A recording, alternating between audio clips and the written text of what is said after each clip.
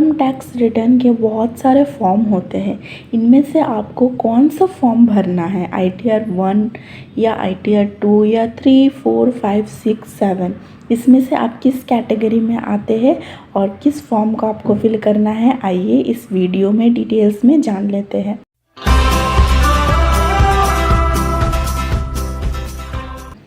So this is Priyanka Adhikari and welcome back to the channel. आज हम पढ़ेंगे इनकम टैक्स रिटर्न। सबसे पहले स्टार्ट करते हैं ITR 1 से। ITR 1 को फ्रेंड्स सहज नाम से भी जाना जाता है, ठीक है। ITR 1 जो फॉर्म है इसको और किस नाम से हम बोल सकते हैं, सहज फॉर्म इसको बोला जाता है। इसमें देखिए ये एप्लीकेबल मतलब ये किस इंडिविजुअल पे, मतलब किस पर्सन पे ये एप्लीकेबल होगा या आप किस कैटेगरी में आते हैं, तो आप ITR 1 या सहज फॉर्म जो है इस अंतर्गत आपको अपना इनकम टैक्स रिटर्न फाइल करना है। सबसे पहला एप्लीकेबल टू किसके लिए एप्लीकेबल होगा, ये एक रेसिडेंट इंडिविजुअल के लिए एप्लीकेबल होगा। किसके लिए, रेसिडेंट इंडिविजुअल। अब देखिए इसमें क्या क्या इनकम, किस किस सोर्स से इनकम उसको आता है, तो वो ITR 1 अप्लाई करेगा। सबसे पहला जो है वो सैलरी इनकम होगा उसका, मतलब वो एक सैलरी होल्डर है, ठीक है। इनकम फ्रॉम हाउस प्रॉपर्टी है, हाँ, लेकिन सिर्फ और सिर्फ एक हाउस प्रॉपर्टी से उसको इनकम मिलता है। अगर एक से ज़्यादा है तो उसके लिए दूसरा ITR में उसको दूसरा ITR फॉर्म उसको फिल करना पड़ेगा। ITR 1 के तहत सिर्फ और सिर्फ उसके पास एक ही हाउस प्रॉपर्टी होना चाहिए। बिजनेस इनकम नहीं होना चाहिए, कैपिटल गेंस भी नहीं होना चाहिए और इनकम फ्रॉम अदर सोर्सेस होना चाहिए। मतलब ओवरऑल में अगर हम समझे तो इसके पास जो ITR फॉर्म नंबर 1 भरेगा उसके पास सैलरी इनकम होना चाहिए, हाउस प्रॉपर्टी इनकम होना चाहिए, लेकिन सिर्फ और सिर्फ 1, और अदर सोर्सेज जैसे इंटरेस्ट ऑन सेविंग्स अकाउंट या इंटरेस्ट ऑन डिविडेंड्स, ये सब होता है इनकम फ्रॉम अदर सोर्सेज। तो यही 3 सोर्स से अगर उसको इनकम अर्न होता है तो ही वो ITR 1 फाइल करेगा। और इसका जो इनकम है वो पूरा साल भर में, ईयर में 50 लाख से कम ही होना चाहिए, ठीक है। आई होप कि आपको ये क्लियर हो गया। अब आइए ITR 2 फॉर्म नंबर 2 कब भरा जाएगा। सबसे पहले तो ये एप्लीकेबल होगा किसके लिए, ये एप्लीकेबल होगा इंडिविजुअल और HUF मतलब हिंदू अनडिवाइडेड फैमिली। इसके पास किस किस बेसिस से या किस किस सोर्स से इनकम मिलना चाहिए। सबसे पहले सैलरी इनकम है, हाँ है। हाउस प्रॉपर्टी है, हाँ है हाउस प्रॉपर्टी। बिजनेस इनकम नहीं होना चाहिए। कैपिटल गेंस, हाँ है। अदर सोर्सेज भी है। और एक चीज़ देखिए इसमें क्या होगा, लॉटरी इनकम जो है, क्या उसको लॉटरी इनकम हुआ है कभी, तो हाँ हुआ है, तो भी आपको कौन सा फॉर्म भरना होगा, फॉर्म नंबर 2।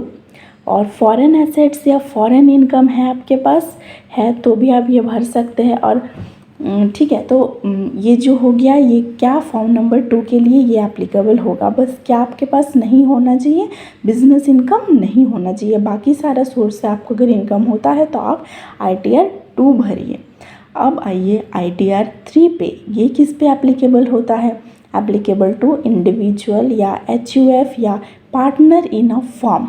इसका क्या क्या सोर्सेज फ्रॉम इनकम हो सकता है, सैलरी हो सकता है, हाउस प्रॉपर्टी हो सकता है, बिजनेस इनकम भी हो सकता है, कैपिटल गेन हो सकता है, अदर सोर्सेज हो सकता है।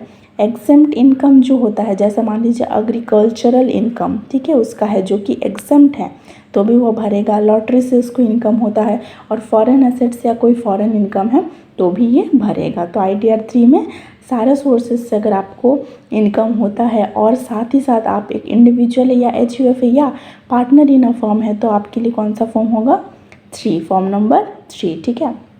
अब ITR 4, इसको किस नाम से जाना जाता है, इसको सुगम बोला जाता है। ITR 4 को सुगम, ITR 1 को सहज। अब सुगम जो है ये किसके लिए एप्लीकेबल होगा, ये एप्लीकेबल होगा आपका इंडिविजुअल, HUF या एक फॉर्म के लिए। इसमें भी आपका सारा का सारा इनकम क्या हो सकता है, इसमें आपका सैलरी होगा, ठीक है, सैलरी से आप अर्न करते हैं। आपका हाउस प्रॉपर्टी है, ठीक है, 1 हाउस प्रॉपर्टी ही होना चाहिए इसमें भी, ठीक है।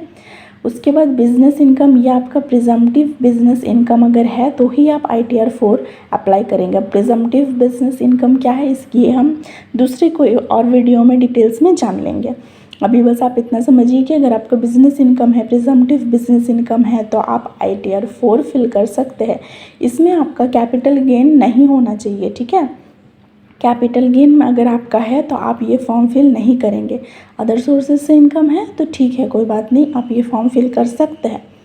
और लॉटरी इनकम और फॉरेन इनकम भी आपके पास नहीं होना चाहिए। अगर है तो आपके लिए दूसरा फॉर्म होगा, ठीक है। ITR 4 में आप फिल नहीं कर सकते हैं।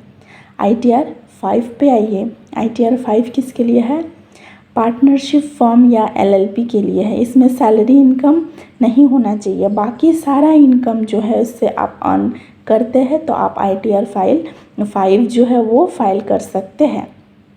ITR 6 जो है ये कंपनी प्राइवेट लिमिटेड या सिर्फ लिमिटेड कंपनी है तो आप इसके लिए एप्लीकेबल है, ठीक है, ये आपके लिए एप्लीकेबल है।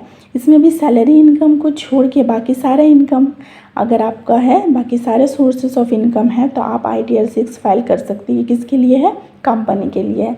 और लास्ट जो है ITR 7, ये किसके लिए एप्लीकेबल है, ये ट्रस्ट जैसे चैरिटेबल ऑर्गेनाइजेशंस होते हैं जो अंडर सेक्शन 8 में आते हैं, ठीक है।